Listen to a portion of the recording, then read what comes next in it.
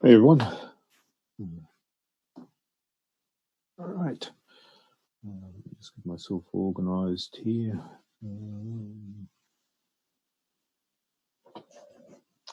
All right.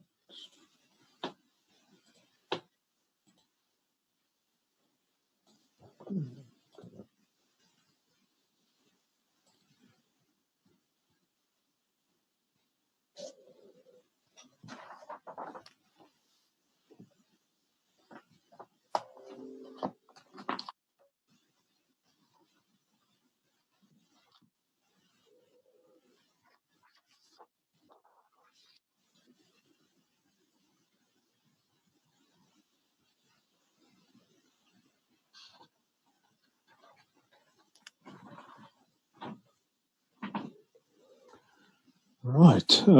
Okay, so this is effectively the last lecture of the semester. So we'll have the test tomorrow during the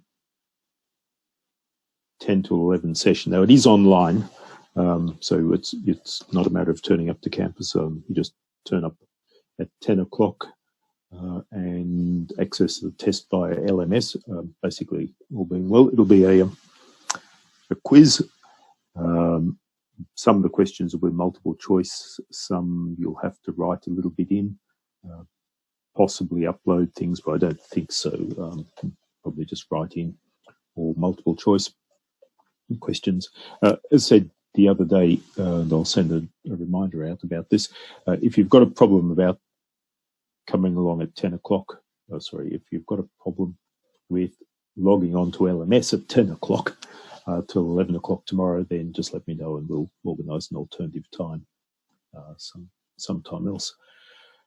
Right, so as I said, this is effectively the last formal lecture of the semester, so all of next week is more or less revision. And working on the last assignment, which I'll get to you. So are there any questions in the meantime? No, silence is assent. Yes, Josh raises his thumb, good. So everything is good. So as I said, this is effectively the last lecture. However, it's really just a recap of the Huffman code. So maybe what we could do is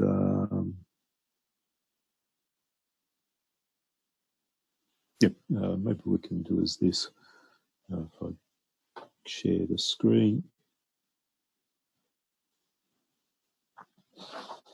A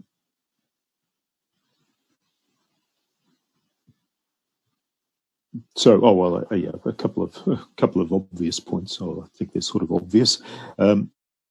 So the other day, on Monday, we looked at Huffman codes where the number of characters is relatively small, 5 or 6, and that's just to keep the calculations manageable by hand, especially when you're drawing these trees. But if you're using the full ASCII set, or even more, up to 128 characters, 256 or whatever, it's actually not that difficult to do. So the other thing that you might wonder is what happens when